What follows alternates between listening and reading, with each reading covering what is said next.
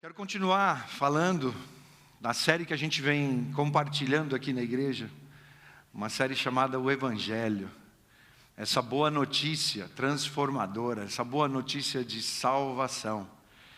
E como a gente já tem falado, é algo básico, né? São alicerces, é aquilo que a gente está montando como estrutura para a construção que vem depois.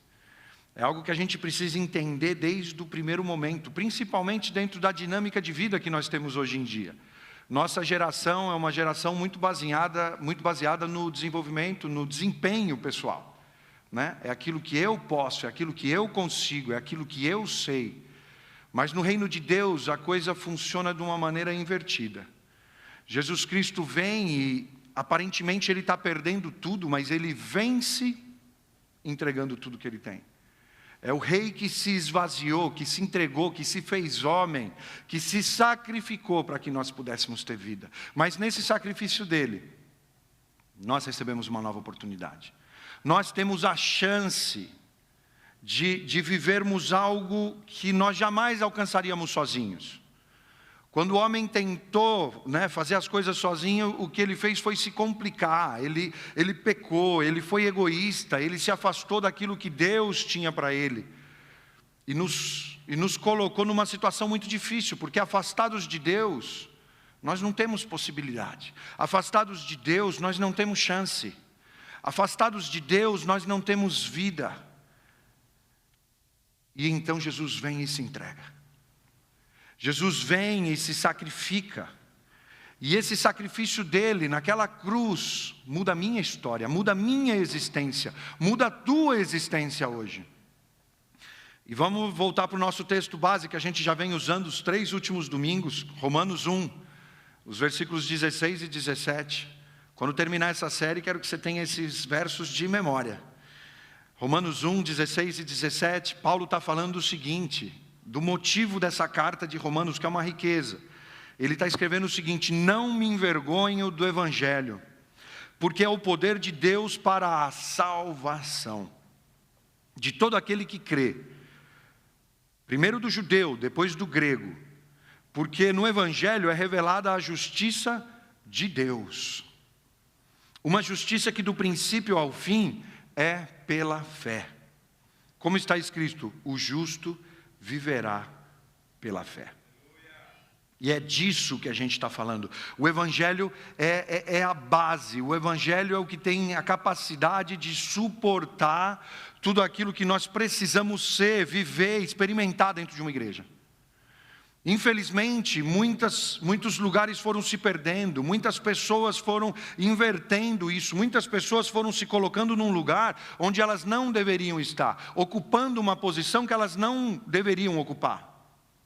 Tudo é por Ele, tudo é através dEle, é o poder dEle na minha vida que me leva à salvação. E o Evangelho ele é tão rico, que ele consegue suportar isso, o peso de ser o elemento principal da igreja. Essa boa notícia, proclamada, divulgada, espalhada, compartilhada, que gera salvação, que traz esperança, que traz vida e alegria, para que as pessoas possam novamente se conectar com Deus, e estando conectados com Deus, restabelecer todas os relacionamentos, a comunicação com os demais, com nós mesmos, com aquilo que o Senhor criou. Hoje são tantos conflitos, pessoas que não conseguem se entender entre si, pessoas que não conseguem desfrutar das bênçãos do Senhor sobre as suas vidas, pessoas que não conseguem nem mesmo se resolver, vivendo crises pessoais enormes, acreditando que se resolverem essa crise isolada vão ser felizes, acreditando que se conquistarem algo pessoal, algo material, ou alcançarem uma determinada posição vão ser felizes, mas quando chegam nesse lugar descobrem que não era aquilo que eles esperavam, porque na realidade o que precisa ser restabelecido é o relacionamento com o Criador, é o relacionamento com Deus. E nós somente temos acesso novamente ao nosso Criador, somente podemos estar novamente lado a lado com Deus, através do sacrifício de Jesus na cruz. Não existe outra maneira. Não existe 3 passos que você possa fazer, não existe hora tão de madrugada que você possa acordar, banho tão gelado que você possa tomar, que possa te restabelecer novamente com o teu Criador. Somente através de Jesus. É somente Ele. Não é teu conhecimento, não são os teus contatos, não é quem você conhece, não é o que você possui, somente através de Jesus. E o Evangelho é muito rico. E ele precisa ser esse elemento principal de tudo aquilo que a gente está vivendo aqui. 1 Pedro, capítulo 1, versículo 12, diz o seguinte: quando os profetas falaram a respeito das verdades que vocês têm ouvido agora, Deus revelou a eles o trabalho que faziam, não para o benefício deles, mas para o bem de vocês. Os mensageiros do Evangelho, que falaram pelo poder do Espírito Santo, mandado do céu, anunciaram a vocês essas verdades. Essas são coisas que até os anjos gostariam de entender. Olha o tamanho do privilégio que nós temos nas nossas mãos. Agora, o que nós precisamos entender é que para que a gente possa viver isso precisa ter valor na minha vida. Isso está sendo proclamado, essa boa notícia de salvação está sendo pregada, está sendo compartilhada, está sendo vivida. Vocês acabaram de ver isso sendo vivido. Isso é uma declaração pública do que está acontecendo dentro do coração do Paulo, do Cláudio. Já aconteceu no coração de tantas pessoas que estão aqui. Isso está sendo proclamado para que você veja. Mas no momento que você recebe, que você aceita isso sobre a tua vida, isso tem poder de transformar a tua existência. Quem sabe você está na expectativa de que mude a realidade, o problema, a dificuldade de relacionamento que você está tendo. Quando você alcançar determinada posição ou alcançar determinada realidade, você acha que vai ser feliz. Mas eu quero te dizer que somente através do Evangelho você vai conseguir viver isso. Porque somente através do Evangelho você vai estar novamente vivendo o teu propósito de vida. Você foi criado por Deus para caminhar com Ele, para se relacionar com Ele, para andar de acordo com a vontade dEle, dentro do plano dEle para a tua vida. Por melhor que seja teu plano, por melhor que seja aquilo que você desenhou, aquilo que você sonhou, aquilo que você queria, não tem como se comparar à vontade de Deus para a tua vida. Vou falar de uma ilustração aqui que eu li hoje. Vou falar com muito cuidado, porque fala de música, de orquestra. E você sabe que na minha família tem bastante músico, né? Essa semana eu dei muita risada. A gente foi num evento e o cara chegou lá e falou que era músico e tal. E aí a Erika falou: não, meu pai toca cello. Tocava cello no municipal. Meu pai era músico de verdade. Aí um amigo estava lá e falou assim: a impressão minha, ela está falando que você não é músico de verdade? Ela falou: não foi o que eu quis dizer. Ela é muito fã do pai, né? Então ela falou: meu pai é músico de verdade. E vou tomar cuidado, porque acho que o músico de verdade está assistindo aqui. E a questão é essa: imagina que você seja um músico de uma orquestra e comece a tocar. Mas o som não está legal, porque os instrumentos estão desafinados. E o problema não vai ser resolvido simplesmente afinando os instrumentos uns pelos outros. Uma pessoa dá uma nota e fala: muda um pouco aqui, muda a afinação aqui, muda o tom ali. Não é desse jeito. Não vai dar certo se cada músico afinar um instrumento pelo colega do lado. Também não é o ideal. Não é por aí que se resolve essa situação. Porque cada um vai estar afinado em um tom diferente. Não os instrumentos têm que ser afinados por uma única fonte de tom. Existem instrumentos para isso, né? O diapasão, por exemplo, é um deles. Ele dá afinação para que toda a orquestra esteja afinada. Geralmente nós tentamos afinar a nós mesmos de acordo com o som da nossa vida. De acordo com aquilo que a gente está vivendo, de acordo com aquilo que a gente está experimentando. E isso muita gente, inclusive, descreve como entrar em sintonia. Não, eu estou em sintonia com isso aí que está acontecendo. Não, eu estou percebendo que uma nova realidade está chegando. Mas a pergunta que eu quero fazer para você aqui hoje, que pensa desse jeito, que tem que se adaptar àquilo que está acontecendo e que as circunstâncias têm que te dirigir, eu quero te perguntar: você está em sintonia com o quê? Porque hoje a gente tem muitas vozes falando, a gente tem muito barulho acontecendo à nossa volta, a gente tem muito palpite sendo dado, muito especialista dizendo o que você precisa fazer para que a tua vida mude. Mas eu quero te dizer, você está em sintonia com o quê? O que você tem buscado? Você está afinado com o quê? Quem é que tem dado esse tom para a tua vida? Porque eu sei quem pode te afinar, eu sei quem pode te colocar em sintonia. E não é quem está do lado, não é se comparando com a experiência do vizinho, não é achando que porque com ele foi de uma maneira, com você vai acontecer do mesmo jeito. Porque o Evangelho, ele não começa a nos sintonizar em relação aos nossos problemas pessoais e aos ambientes que nos cercam. Em primeiro lugar, eu quero te dizer que o Evangelho, ele vai te sintonizar novamente com Deus. Ele vai te colocar da maneira que você deveria estar, no lugar onde o Senhor te chamou para estar. A gente precisa entender isso de uma vez. A gente precisa se entregar e viver isso para que o Senhor realmente possa fazer aquilo que Ele nos chamou para fazer, viver aquilo que Ele nos chamou para viver. Por mais que as situações que a gente esteja enfrentando hoje não estejam dentro do esperado, por mais que elas estejam causando dor, por mais que elas estejam te provocando choro. Essa semana a gente falou muito sobre isso.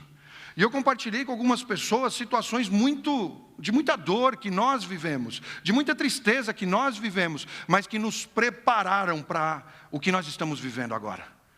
Há 3 anos atrás, a situação era desesperadora. Mas o Senhor estava falando, eu estou cuidando, eu estou te tirando, eu estou te levando para o lugar que eu tenho para você. Doeu? Muito. Muito. Um monte de perguntas sem respostas. Um monte de expectativas não atingidas, não alcançadas. Mas que nos levaram, que nos prepararam. Eu quero te dizer que aquilo que você está vivendo hoje está te preparando para o futuro que o Senhor sabe que tem para a tua vida. Por mais que pareça não ter sentido agora, por mais que você não consiga entender, por mais que esteja doendo, por mais que esteja te fazendo sofrer, é o Senhor quem conhece o futuro que Ele tem para a tua vida, e Ele está te preparando para isso. Não quer? Não é o que eu queria, não é o que eu sonhei, não é o meu plano. Confia, descansa, entrega e vive aquilo que o Senhor tem para a tua vida. É isso, disso se trata. De se entregar, de confiar, de amadurecer. Chegou o momento de crescer. Você não pode ficar pequeno para sempre. Chegou o momento de crescer e de viver aquilo que o Senhor tem para a tua vida. Chegou o momento de deixar o eu de lado. Chegou o momento de servir, de se entregar, de se doar. Porque esse é o padrão que Jesus nos ensinou. Esse é o padrão que Ele nos deixou. E aqui está a riqueza do Evangelho. Alguns estudiosos mostram o Novo Testamento e apresentam o seguinte esboço do Evangelho, né, que Paulo mesmo ensinou e vários autores dos demais evangelhos também ensinaram. O esboço é o seguinte: primeiro o Filho de Deus se esvazia, ele vem ao mundo e ele se torna servo. Ele se entrega. Depois ele morre numa cruz como sacrifício. E como a gente aprendeu a semana passada, um sacrifício substitutivo. Aquilo que nós merecíamos, Ele levou sobre Ele, para que aquilo que Ele merecia, nós tivéssemos acesso. Esse é o sacrifício substitutivo. E é o ponto número 2 desse esboço. E depois Ele ressuscitou, como sendo uma primícia de um mundo inteiramente restabelecido, renovado. E esse é o padrão que Ele nos ensina.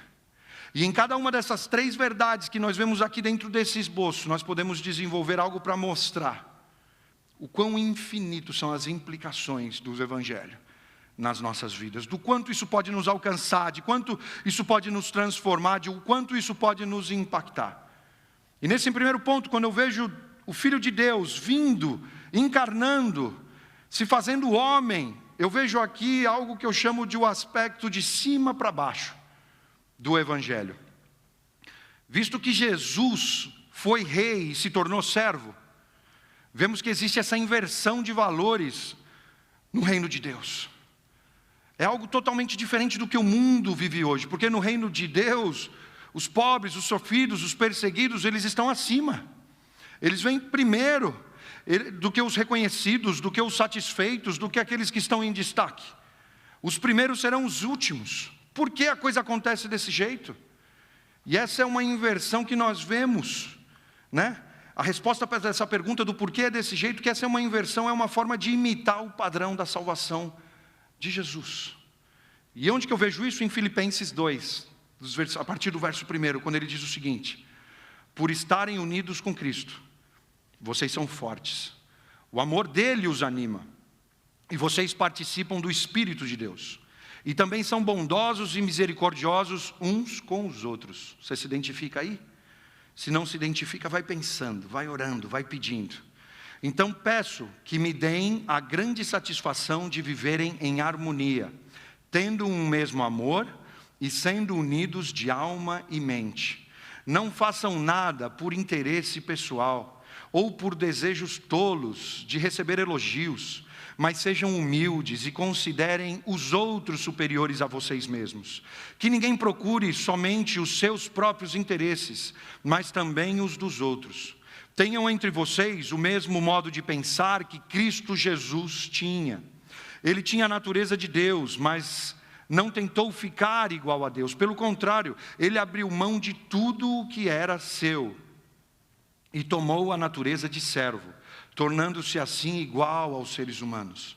E vivendo a vida comum de um ser humano, ele foi humilde e obedeceu a Deus até a morte, e morte de cruz. Por isso Deus deu a Jesus a mais alta honra, e pôs nele o nome que é mais importante de todos os nomes, para que em homenagem ao nome de Jesus, todas as criaturas no céu, na terra e no mundo dos mortos caiam de joelhos e declarem abertamente que Jesus Cristo é o Senhor, para a glória de Deus, o Pai. Você consegue enxergar aqui o padrão? Embora ele fosse rico, ele se fez pobre. Embora ele fosse rei, ele serviu. Embora ele fosse o mais importante, ele fez-se servo de todos. Ele veio para se entregar, ele veio para se sacrificar. Jesus triunfou sobre o pecado não pelo poder, mas pelo serviço.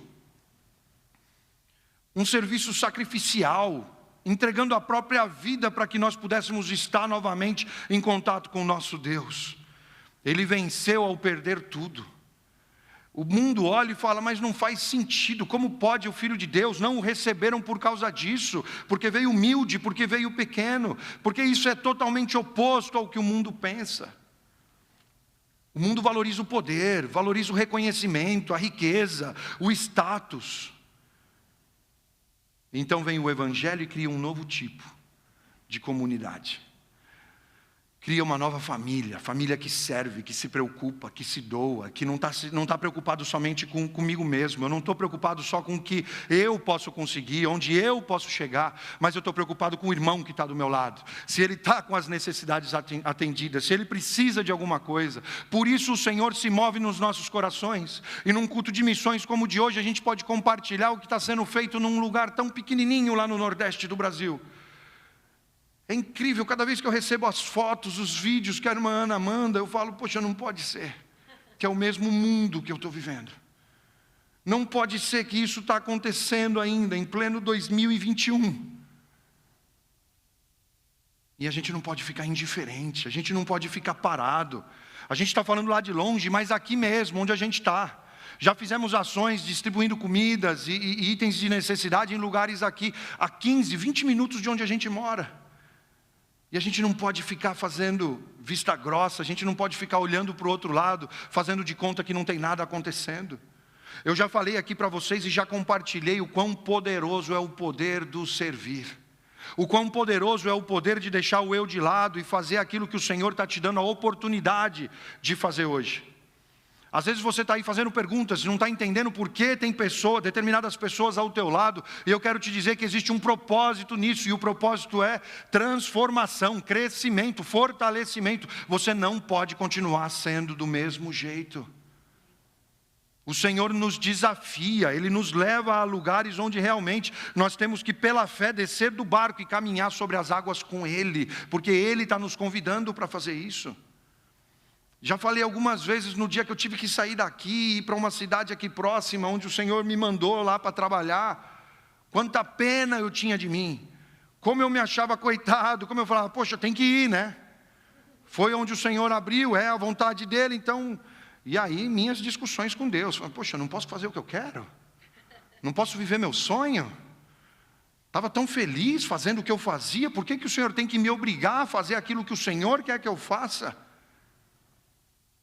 A gente é tão pequeno, a gente enxerga tão curto, a gente não consegue entender aquilo que o Senhor tem para as nossas vidas. Eu não via nada disso, eu não enxergava nada disso, eu estava fechado em algo egoísta, num pensamento mesquinho, pequeno, de atender a minha família, de conseguir oportunidades para os meus filhos, em fazer e desenvolver projetos com a minha esposa. Não pensava em mais ninguém.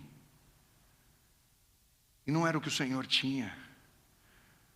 E um dia Ele vem e fala: vou tirar o teto da tua cabeça, porque o Senhor sabe o que Ele precisa fazer para que você se mova. Ele sabe o que precisa fazer para que você se entregue e para que você viva aquilo que Ele tem na tua vida, porque Ele não abre mão de você.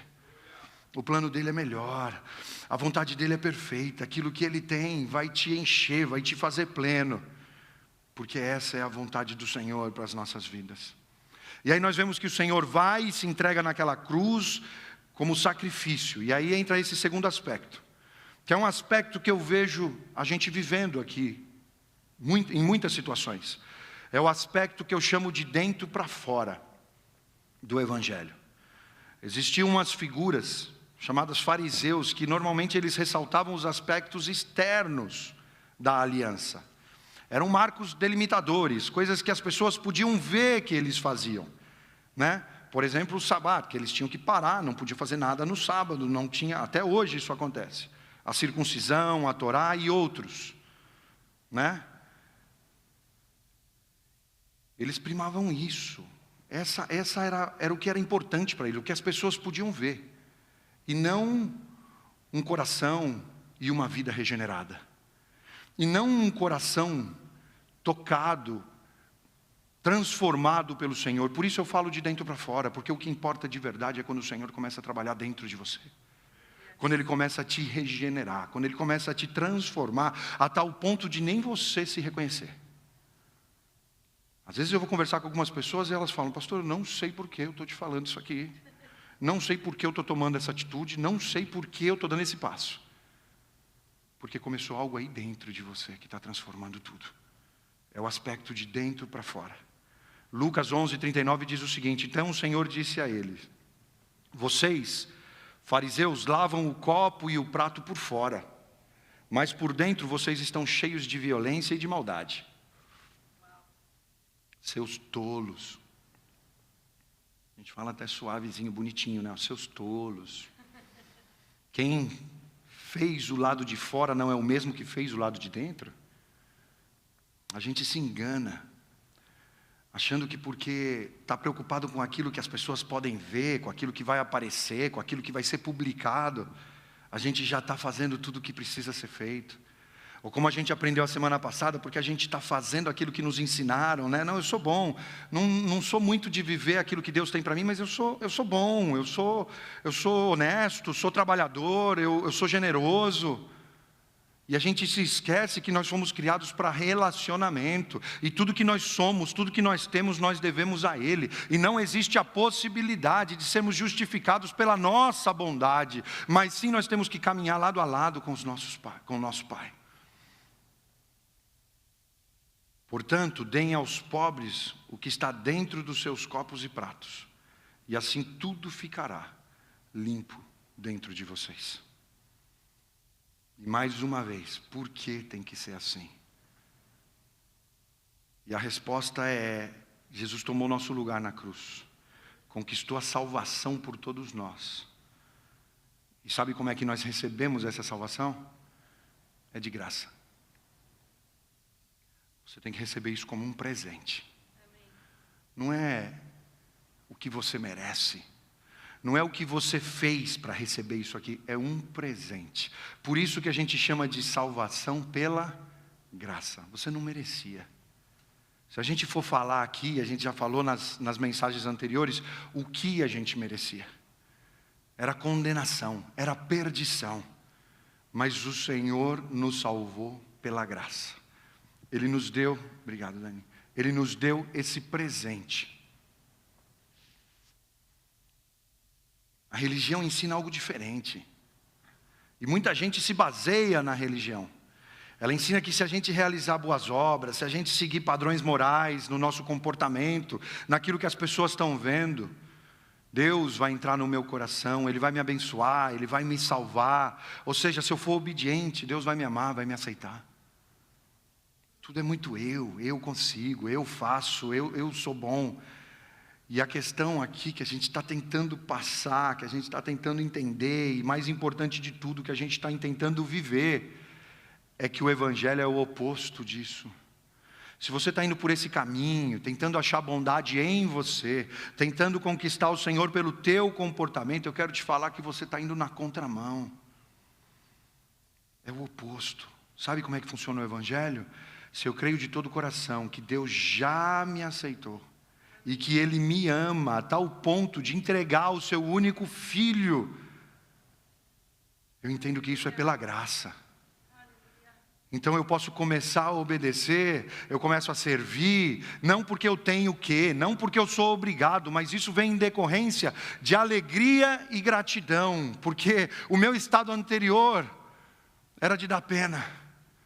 Ainda que eu estivesse caminhando, ainda que eu estivesse desenvolvendo projetos, ainda que eu estivesse produzindo aquilo que as pessoas olham e falam, não, mas o cara é próspero.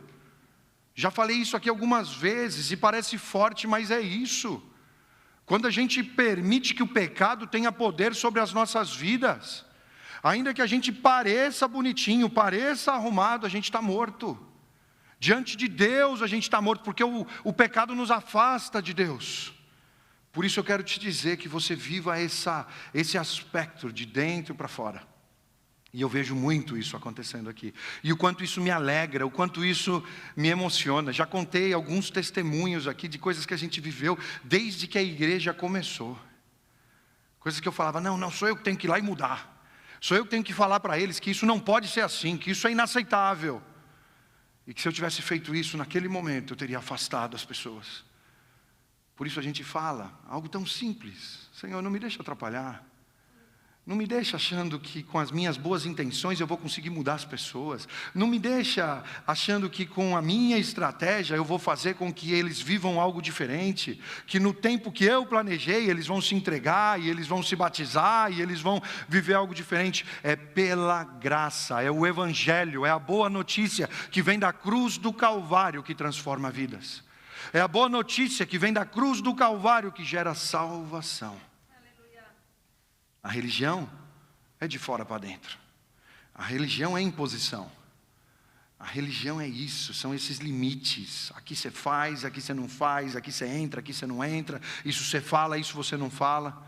Mas sabe o que o Evangelho faz? Ele transforma de dentro para fora. Você entende que as prioridades vão mudando. Você começa a ver que aquilo ali já não é mais para você. Você entende que aquele ciclo fechou, que aquele tempo acabou, que aquelas pessoas que estavam na tua vida já não devem mais continuar, porque vem um novo tempo do Senhor para a tua vida. E nesse novo tempo, as coisas mudaram. Nesse novo tempo, a realidade não é mais a mesma.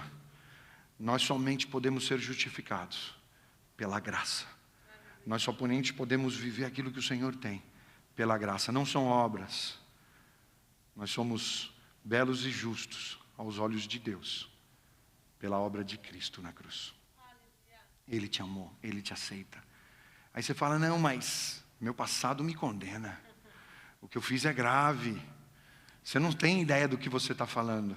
Eu posso não saber, mas eu quero te dizer que o Senhor te conhece. Desde o ventre da tua mãe. Desde lá de trás. E mesmo assim Ele entregou o Filho dEle, o único Filho dEle, por amor. Quando nós entendemos isso, quando nós vivemos esse aspecto de dentro para fora, nosso relacionamento com Deus muda.